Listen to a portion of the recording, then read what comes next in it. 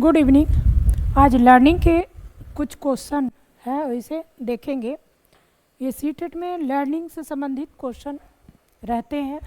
कम से कम total 150 question में 6-7 question learning के जरूर रहते हैं। लर्निंग एंड मोटिवेशन सिलेबस में है, उसे देखेंगे और समझेंगे। क्वेश्चन से समझ पाएंगे कि किस प्रकार का क्वेश्चन है, और एक क्वेश्चन प्रीवियस ईयर क्वेश्चन है, यानी पहले ये आया हुआ क्वेश्चन है।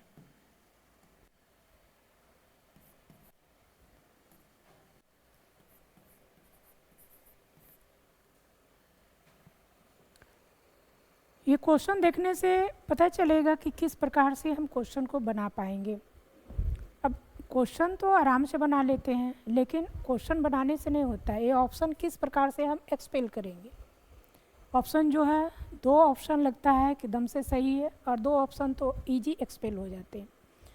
क्वेश्चन देख करके समझते हैं।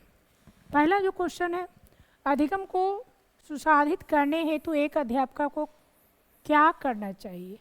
अधिगम को सुसाधित करने हेतु चलिए, विषय वस्तु को विद्यार्थियों को सामाजिक संदर्भ से अलग रखना चाहिए। नहीं, सामाजिक संदर्भ से अलग रखेंगी तो अधिगम नहीं होगा। संप्रत्यय चित्रण के इस्तेमाल को हतोत्साहित करेंगी, यहाँ हतोत्साहित वर्ड है, नहीं होगा। विद्यार्थियों में उच्च स्तरीय प्रतिस्पर्धा को प्रोत्साहित करना, प्रतिस्पर्धा है तो नहीं होगा। विद्यार्थियों को ज्ञान सृजन करने के अवसर प्रदान करने चाहिए, यानी ज्ञान सृजन के अवसर प्रदान करना, यही आंसर होगा। ओके, नेक्स्ट हम दूसरा क्वेश्चन देखते हैं। ये असर्शन रीजन का क्वेश्चन है। असर्शन रीजन का क्वेश्चन को देखेंगे और समझेंगे। असर्शन रीजन का क्वेश्चन बहुत टफ लगता है, दिमाग काम नहीं करता है, तो कैसे हम इसे बनाएंगे। क्वेश्चन देखें। एक ऐसा कक्षा माहौल तैयार करना जरूरी है जहां विद्यार्थी अपनी भ्रांतियों को व्यक्त कर सके। सही बात है। कक्षा में जो विद्यार्थी आता है, अपना मिसकंसेप्शन को दूर करने के लिए आता है, कार्य करता है, यानी बच्चा सीखता है तो गलती होता है। Error is the part of learning होता है। ठीक है, ये क्या है, असर्शन सही है। दूसरा रीजन, भ्रांतियों पर चर्चा करना अधिगम प्रक्रिया के लिए एक संगत महत्वपूर्ण है। सही बात है। क्लासरूम में बच्चे जो आते हैं, एरर होती है, उस पर चर्चा करना अच्छी बात है और ये संगत है। चलिए, ए और आर दोनों सही है फर्स्ट ऑप्शन में, और ए आर के अनुसार व्याख्या करता है। दूसरा में ए आर दोनों सही है, लेकिन आर ए की सही व्याख्या नहीं करती है। तीसरा है ए सही है लेकिन आर गलत है। चौथा ए आर दोनों गलत है। तो इसमें हम जो ऑप्शन देख रहे हैं, जो आप असर्शन रीजन देख रहे हैं, जब हम ऑप्शन को देखेंगे तो पहला ऑप्शन सही आएगा। असर्शन रीजन दोनों सही है, असर्शन के अनुसार रीजन सही है। तीसरा क्वेश्चन देखेंगे। निम्न में से कौन अधिगम को सकारात्मक रूप से प्रभावित करते हैं। सकारात्मक रूप से, अब सकारात्मक रूप से कौन प्रभावित करते हैं। कुपोषण, कुपोषण सकारात्मक रूप से प्रभावित करेगा। कुपोषण वाले व्यक्ति का तो अधिगम होगा ही नहीं। दंडित हो जाएगा तो बेहतर अधिगम होगा, नहीं होगा। अब ये विद्यार्थियों में सहभागिता, सही बात है, विद्यार्थी आपस में सहभागी होकर करके सीख सकते हैं।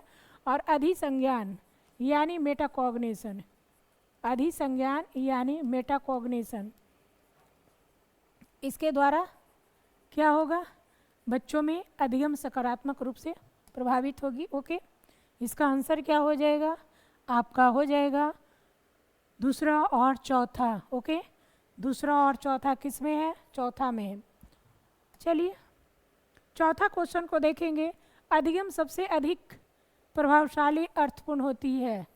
ये बार बार आपको क्वेश्चन आता है और इसे आप कैसे समझेंगे। जब भी प्रभावशाली और अर्थपूर्ण अधिगम होगा तो उसमें रचनात्मकता आएगी। चलिए, विषय वस्तु विद्यार्थियों के सामाजिक परिवेश से संबंधित हो, शिक्षा शास्त्र मुख्यतः अध्यापक केंद्रित हो, अधिगम लक्ष्य प्रदर्शन अभिमुखी हो, विद्यार्थियों को ज्ञान सृजन के अवसर ना दिए जाए, खत्म हो गया। अधिगम लक्ष्य प्रदर्शन अभिमुखी हो, प्रदर्शन करने वाला अधिगम लक्ष्य नहीं रखना चाहिए, क्योंकि इसमें निपुणता नहीं होगी। अधिक प्रभावशाली अर्थपूर्ण नहीं रहेगा, वो सिर्फ प्रदर्शन करने में लगा हुआ रहेगा। दूसरा है शिक्षा शास्त्र मुख्यतः अध्यापक केंद्रित, यानी टीचर सेंटर नहीं। कैसा होगा, चाइल्ड सेंटर्ड होगा, पहला विषय वस्तु विद्यार्थियों के सामाजिक परिवेश से संबंधित हो। सही बात है, सामाजिक परिवेश में ही बच्चे अर्थपूर्ण अधिगम कर पाते हैं, रचनात्मकता का विकास हो पाता है। पहला ऑप्शन सही है। पांचवा, निम्न में से कौन सा कारक अधिगम को सुसाधित करता है? अब अधिगम को कौन सा कारक सुसाधित करता है? कारक से जरूर क्वेश्चन आते हैं। योग्यता का बाधित मत, भाषा से अनभिज्ञता, आसपास में विकर्षण, तंत्रिका संबंधी न्यूनता। ये तो नहीं होगा, न्यूनता है, नहीं होगा। आसपास में विकर्षण नहीं, आकर्षण होना चाहिए, नहीं होगा। भाषा से अनभिज्ञता नहीं होगा, तो पहला है योग्यता का बाधित मत, जितना चाहिए उतना। छठा क्वेश्चन, प्रभावशाली अर्थपूर्ण अधिगम के लिए अध्यापक को किस प्रकार की शिक्षण शास्त्रीय प्रविधियों का इस्तेमाल करना? अब समझिए क्या है। सांस्कृतिक रूप से प्रासंगिक, इट में भी। परीक्षा केंद्रित, ये तो नहीं होगा। मानकीकृत, ये नहीं होगा। व्यवहारवादी, नहीं होगा। कह रहा है प्रभावशाली अर्थपूर्ण अधिगम के लिए अध्यापक को किस प्रकार का शिक्षण शास्त्रीय प्रविधियाँ, तो सांस्कृतिक रूप से प्रासंगिक, जो उसके प्रसंग में है वही सांस्कृतिक रूप से उसी को हम अपनाएंगे। सातवां क्वेश्चन है, निम्न में से कौन सा प्रकार विद्यार्थियों को अधिगम प्रक्रिया में संलग्नता में बाधक शब्द को चुनिए। अब कह रहा है कि निम्न में से कौन सा प्रकार विद्यार्थियों के अधिगम प्रक्रिया में संलग्नता में बाधक बन जाता है। विद्यार्थियों के जीवन से आधारित कार्य देना, विद्यार्थियों की रुचि आधारित कार्य देना, ऐसे कार्य देना जो विद्यार्थियों के लिए बहुत आसान हो, और ऐसे कार्य देना जो विद्यार्थियों के विचारों को महत्व दो। पहला ऑप्शन देखिए, विद्यार्थियों के जीवन से आधारित कार्य देंगे तो ये बाधक नहीं बनेगा, सही होगा। अर्थपूर्ण अधिगम होगा, विद्यार्थियों की रुचि आधारित कार्य देंगे तो बाधक नहीं होगा, अर्थपूर्ण अधिगम होगा। ऐसे कार्य देना जो विद्यार्थियों के लिए बहुत आसान है, आसान देंगे वही बाधक बन जाएगा ना, वो कुछ सीखेगा नहीं, आसान जल्दी काम कर लेगा, कुछ सीखेगा ही नहीं। और ऐसे कार्य देना जो विद्यार्थियों के विचारों को महत्व दे, तो इसमें भी अर्थपूर्ण अधिगम होगा। विचार कह रहा है विचारों को महत्व दे, तो जो विचार को महत्व दे रहा है वो काम करेगा, अर्थपूर्ण अधिगम होगा। तो इसका क्या ऑप्शन होगा? आपका जो ऑप्शन होगा तीसरा ऑप्शन होगा। अधिगम किस प्रकार होना चाहिए? अर्थपूर्ण एवं संदर्भित होना चाहिए, इसमें तो कोई डाउट नहीं है, बहुत आसान क्वेश्चन है। फिर असर्शन रीजन का क्वेश्चन है, विद्यालयों को अधिगम के संवेगात्मक पहलू को अनदेखा कर देना चाहिए, तो दम से गलत है, अनदेखा नहीं करना चाहिए। विद्यालय में बच्चे आते हैं और संवेग से जुड़ जाते हैं, टीचर और विद्यालय के स्टाफ से संवेग से जुड़ जाते हैं। संवेग और संज्ञान एक दूसरे से संबंधित नहीं है, ये भी गलत है, ये भी गलत है। इसका ऑप्शन जो होगा, कौन सा ऑप्शन होगा? आपका 4 ऑप्शन होगा, ये और दोनों गलत है। जब असर्शन रीजन के क्वेश्चन आते हैं तो हार्ट बीट तेज हो जाता है, तेज नहीं करेंगे, व्याकुलता आपकी, बेचैनी आपकी परेशानी बढ़ा देती है, इसलिए आप ध्यान से, और जिस समय असर्शन रीजन का क्वेश्चन आएगा तो लॉन्ग ब्रेथिंग ले करके आप क्वेश्चन को बनाएं, आराम से क्वेश्चन बन जाएंगे। अधिगम को सुसाधित किस प्रकार किया जा सकता है? आइए किस प्रकार से सुसाधित करेंगे। सुसाधित कहने का मतलब है कि अधिगम को सही डायरेक्शन में हम ले जाएंगे, अधिगम में बढ़ोतरी होगी। योग्यता के सब दृष्टिकोण को बढ़ावा देकर कार्य के उद्देश्य को विद्यार्थियों से साझा ना करके खत्म हो गया। विद्यार्थियों में प्रतिस्पर्धा को बढ़ाकर ये भी क्या हो गया, खत्म हो गया, ये भी क्या हो गया, खत्म हो गया। चिंतन प्रतिवर्तन को मौके दे करके, सही बात है, ये भी खत्म हो गया, ये चौथा ऑप्शन होगा, चिंतन प्रतिवर्तन के मौके प्रदान करके। 11 नंबर क्वेश्चन है, बच्चे अधिक समझ व ज्ञान रखने वाले के साथ अंतःक्रिया करके सीखते हैं। सही बात है, वाइवस्की का कहना है कि बच्चे जब भी सीखेंगे सामाजिक संदर्भ में तो MKO की सहायता से सीखेंगे। MKO, more knowledgeable other. अधिगम का यह सिद्धांत खाली स्थान द्वारा दिए गए सिद्धांत के दृष्टिकोण से सही है, तो ले बाय उसकी पहला है, ले बाय उसकी सामाजिक सांस्कृतिक, ओके, कोई दिक्कत नहीं है। 14 वर्षीय माया एक युवा चित्रकार वीडियो यूट्यूब पर देखकर पेंटिंग करना सीखती है। वह इस बात से विश्वास करती है कि वह पेंटिंग करने की क्षमता रखती है और सचेतता के साथ प्रक्रियाओं का अनुसरण करती है। माया के अधिगम को क्या संज्ञा दी जा सकती है? अब इसमें सहयोगात्मक नहीं होगा, क्योंकि YouTube से देख करके बच्चा जो है माया सीख रही है। सहयोगात्मक अधिगम में क्या होगा? बच्चे ग्रुप में सीखते हैं, खत्म हो गया। निष्क्रिय अनुकरण नहीं होगा, निष्क्रिय यहाँ पर शब्द है तो होगा ही नहीं। अवलोकनात्मक, यानी यही ऑप्शन है अवलोकनात्मक। ऑब्जर्वेशन करके बच्चे सीखते हैं। मेटाकॉग्निशन कहने का मतलब है जो आप चिंतन कर रहे हैं सही रूप में चिंतन कर रहे हैं, यानी सोच पर ही सोचना मेटाकॉग्निशन होता है। जो आप सोच रहे हैं सही डायरेक्शन में हम कैसे सोचें, सही रूप में हम कैसे सोचें, वो अधिसंज्ञान होता है, परसंज्ञान होता है, मेटाकॉग्निशन होता है। चलिए 13 नंबर, अधिगम अधिक प्रभावशाली रूप से होता है अगर कक्षा कक्ष वातावरण भयमुक्त हो। यही तो ऑप्शन है। अध्यापक विद्यार्थियों के अधिगम संबंधी व्यक्तिगत अंतरों को अनदेखा करे। अनदेखा शब्द है, खत्म हो गया। पढ़ाई गई विषय वस्तु जटिल अमूर्त हो, ये भी खत्म हो गया। विद्यार्थियों के मतों को संप्रत्यय की व्याख्या के दौरान ना अपनाया जाए, ना आ गया, खत्म हो गया। तो पहला है कक्षा कक्ष वातावरण कैसा होना चाहिए, भयमुक्त होना चाहिए। 14 नंबर क्वेश्चन देखेंगे, निम्नलिखित में से कौन से अधिगम को प्रभावित करने वाले परिवेशीय कारक इन्वायरमेंट और व्यक्तिगत कारक नहीं है। अब कह रहा है व्यक्तिगत कारक नहीं है। कौन सा व्यक्तिगत कारक नहीं है? समझ का स्तर क्या है, समझ का स्तर क्या है। अब कह रहा है निम्नलिखित में से कौन सा व्यक्तिगत कारक नहीं है। निम्नलिखित में से कौन से अधिगम को प्रभावित करने वाले परिवेशीय कारक है, यानी एनवायरमेंटल फैक्टर है, और व्यक्तिगत कारक नहीं है। चलिए व्यक्तिगत कारक कौन है? समझ का स्तर, व्यक्तिगत भावात्मक लब्धि, सीखने के लिए आंतरिक अभिप्रेरणा, शिक्षण अधिगम सामग्री। अब इन्वायरमेंटल कारक, इन्वायरमेंटल कारक देखिए इसमें से कौन कौन सा होगा। ए तो इसका पर्सनल कारक है, ए इसका पर्सनल कारक है, ए इसका पर्सनल कारक है, तो ये क्या है, इन्वायरमेंटल। यही ऑप्शन हो जाएगा इस क्वेश्चन का, यही ऑप्शन हो जाएगा। चलिए निम्नलिखित में से कौन सा अधिगम के लिए बाधक बन सकता है। फिर आ गया बैरियर।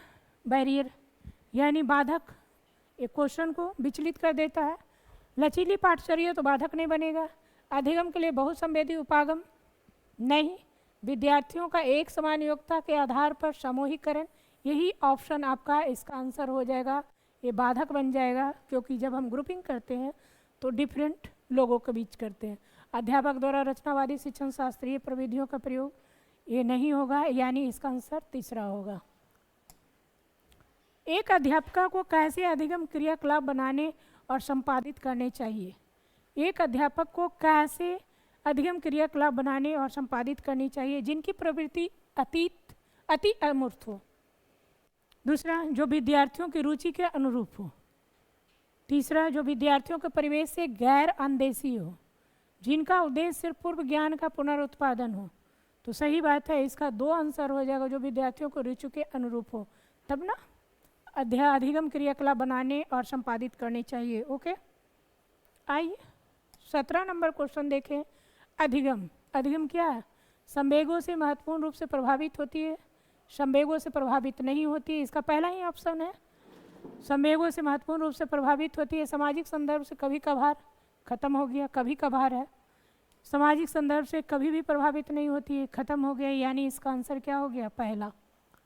आइए 18 नंबर क्वेश्चन, असर्शन रीजन का क्वेश्चन है। एक अध्यापक द्वारा विद्यार्थियों को संप्रत्यय की समझ पाने के लिए अधिगम करने हेतु तो अभिप्रेरित करना चाहिए। अधिगम अधिक प्रभावी और अर्थपूर्ण होता है अगर वो महारत उन्मुखी हो। सही बात है, सही बात है। अधिगम अधिक प्रभावी होगा, अर्थपूर्ण, महारत उन्मुखी है। अब इसमें जो ऑप्शन है वो क्या है, पहला ही इसका ऑप्शन होगा। असर्शन भी सही है, रीजन भी सही है, असर्शन रीजन एक दूसरे का सही है। चलिए, निम्न में से कौन सा कारक विद्यार्थियों के अधिगम में बाधक बन जाता है। अब यहाँ पर बाधक बैरियर का बात है, बाधक बन जाता है तो कौन सा बाधक बनेगा। वातावरण से स्वाभाविक सहज पारस्परिक नहीं, स्वाभिप्रेरित, जानने और खोज करने की चाह, कठोर और अनम पाठ्यक्रम, यही बाधक बन जाएगा। चलिए चौथा नंबर 20, विद्यार्थियों की अधिगम शैली चयन में व्यक्तिगत विभिन्नताओं को किस नज़रिए से देखना चाहिए। आइए, अध्यापन अधिगम प्रक्रिया में बाधा के रूप में नहीं, विकास प्रक्रिया के प्राकृतिक और स्वाभाविक रूप में, एक प्रकार के असमान व्यवहार के रूप में, अभिसारित चिंतन के रूप में। इसका जो ऑप्शन होगा दूसरा होगा, विकास प्रक्रिया के प्राकृतिक और स्वाभाविक रूप में। फिर 21 नंबर असर्शन रीजन का क्वेश्चन है, आप इसे समझेंगे। अर्थपूर्ण अधिगम हेतु विद्यार्थियों को सक्रिय रूप से ज्ञान सृजन करने हेतु बहुतायत अवसर प्रदान करने चाहिए। सही बात है, अवसर देना चाहिए। अधिगम ज्ञान के निष्क्रिय अर्जन की प्रक्रिया है, यही गलत है, सक्रिय अर्जन हो जाएगा। इसका जो आंसर होगा ये सही है और गलत है। आइए 22 नंबर क्वेश्चन को देखेंगे। अधिगम को प्रभावशाली बनाने के लिए विषय वस्तु कैसी होनी चाहिए? बहुत अमूर्त एवं जटिल नहीं।